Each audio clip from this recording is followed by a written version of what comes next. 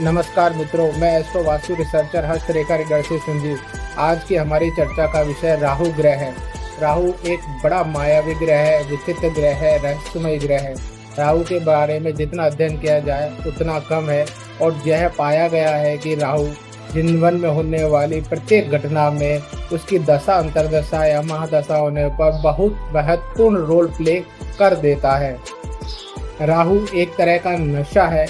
जीव जिस भाव में राहु होता है उससे संदर्भ में नशे में रहता है, उससे संदर्भ में खुमार में रहता है और उससे संदर्भ में जातक अपनी माया को अर्थात वो एक अजीब से वातावरण को दिखाना प्रदर्शित करता है और उसे दिखाना चाहता है और उसको लोगों को वह उससे प्रभावित करना चाहता है।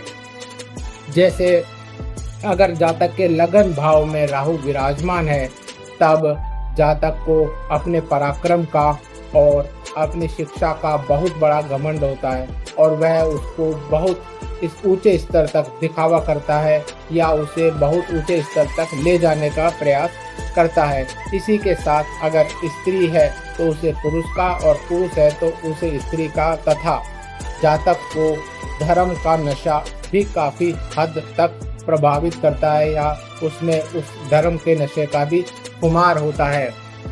जातक की कुंडली के अनुसार राहु योग कारक और होने पर इसमें बहुत सकारात्मक परिणाम देता है। वह उसके पराक्रम को काफ़ी हद तक बढ़ा देता है।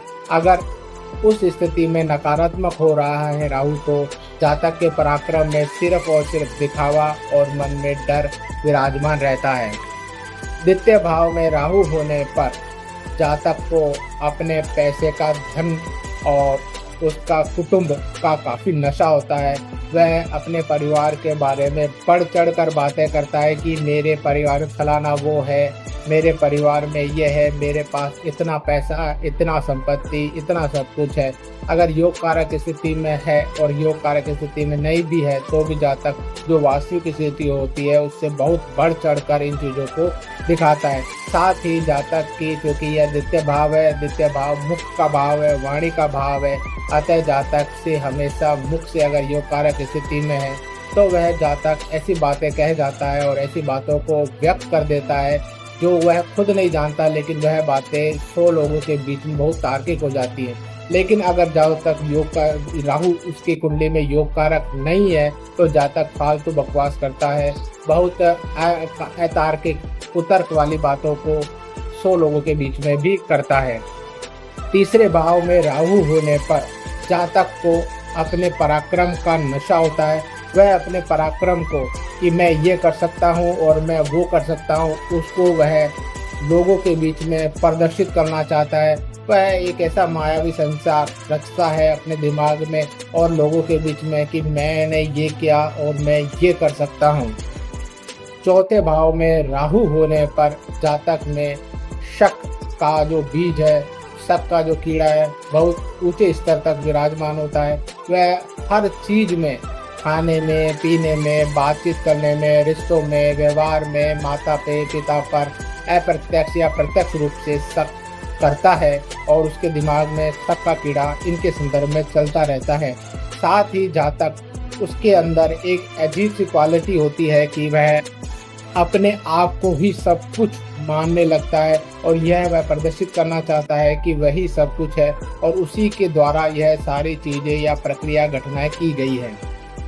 पंचम भाव में होने पर जातक को शिक्षा का नशा होता है। वह शिक्षा को बड़े स्तर तक प्राप्त करना चाहता है लेकिन वह शिक्षा उसको निर्बाध प्राप्त नहीं होती है। जातक को खेल कूद का भी नशा होता है। वह बढ़ चढ़ कर खेल कूद में हिस्सा लेता है लेकिन वह उसमें पूर्णतः रिजल्ट प्राप्त नहीं कर पाता। जातक को मनोरंजन का नशा होता है, घूमने का नशा होता है और पंचम भाव चूँकि नशे का भाव होता है तो जातक कई प्रकार के नशे करता है और इसी के साथ जातक पंचम भाव में होने की वजह से राहु प्रेम के चक्रों में भी बहुत ऊंचे स्तर तक अपने आप को प्रदर्शित करता है या दिखावा करने का प्रयास करता है।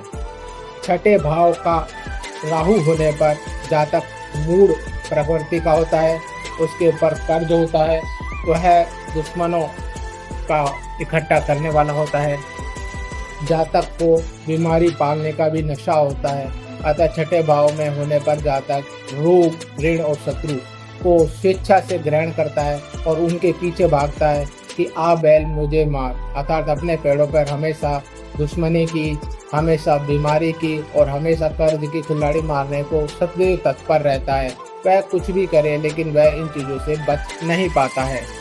सप्तम भाव में राहु होने पर जातक अपनी पति पत्नी से सर्वोच्च सुख प्राप्त करने की कोशिश करता है और वह अपने पति पत्नी को सर्वोच्च मानता है कि बस मेरी पत्नी इस दुनिया में है और कुछ भी और किसी की भी स्त्री वह पत्नी के तुल्य नहीं है। वह अपनी पत्नी के बारे में बहुत ऊंचे स्तर तक विचार और विमर्श लोगों के बीच में करता है। वह जो भी सोचता है और जो भी करता है वह अपनी पति पत्नी के बारे में ही करता है।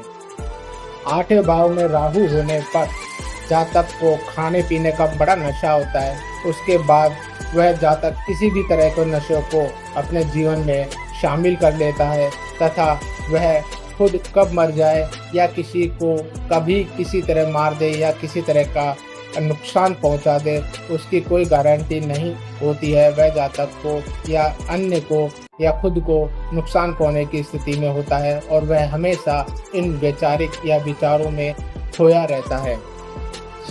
9वें भाव में होने पर जातक को धर्म का पठन पाठन का काफ़ी नशा होता है। अगर वह योग कारक स्थिति में है तो वह धर्म का मठाधीश हो जाता है, लेकिन वह अगर नकारात्मक स्थिति में है तो जातक बहुत बड़ा धर्म का दिखावा करता है कि वह बाहर से कुछ और होता है और अंदर से वह धर्म के प्रति कुछ और होता है, जिसका वह बहुत बड़े स्तर तक दिखावा करता है। जातक को धर्म से संबंधित वेद पुराण पाठ शब्दों का उच्चारण करने का काफ़ी अच्छा नशा होता है। और हम ये मान लेते हैं कि जातक को काफ़ी बड़ा विद्वान या बहुत बड़ा ज्योतिष आचार्य या बहुत बड़ा धार्मिक अनुष्ठान करने वाला व्यक्ति है। 10वें भाव में राहु होने पर जातक को अपने कर्म के प्रति काफ़ी नशा होता है। वह अपने कर्म के प्रति भूत की तरह काम करता है, लगातार काम करता है, काम के प्रति एक नशा होता है। वह अपने काम को एक नशे की तरह कर अपनी इच्छाओं की पूर्ति करना चाहता है। योग कारक स्थिति में वह उसे फायदा दे देते हैं और अगर नकारात्मक स्थिति है तो वह उसे काफ़ी नुकसान पहुंचाने की स्थिति होती है। 11वें भाव में होने पर राहु अपने लिए और अपने मित्रों के लिए ऐसे ऐसे प्रयास करता है और वह न्यायिक और अन्यायिक दोनों रास्तों को अपनाकर पैसा कमाने का प्रयास करता है या लाभ कमाने का प्रयास करता है। वह हमेशा यह सोचता है कि मुझे लाभ हो या मेरे मित्रों को किसी भी तरह का लाभ हो। 12वें भाव में राहु होने पर जातक किसी भी बात को लेकर सोचता ही रहता है, उसका दिमाग चलता ही रहता है। वह रातों को भी नहीं सोता है और उसी बात में वह रात को सोता भी नहीं है, उसे नींद भी नहीं आती है, जिस कारण वह खाना नहीं खा पाता है और वह कमज़ोर हो जाता है। रात में वह बुरे सपने देखता है, वह डरता है और डरावनी बातों को व्यक्त करता है। इस प्रकार जातक की कुंडली में राहु 12 भाव में हो तो वह बताए अनुसार फल करता है। इसी से जातक के राहु की कुंडली पर राहु का प्रभाव होने का हम चर्चा कर सकते हैं। राहु की यह नशे के संबंध में या कुमार के संदर्भ में हमने चर्चा करी। अगर आपको यह चर्चा अच्छी लगी हो और ऐसे ही आप रोचक ज्योतिष तथ्यों को जानना चाहते हैं तो हमें सब्सक्राइब करें, लाइक करें और शेयर करें तथा हमारे साथ बने रहें। आपका बहुत बहुत धन्यवाद।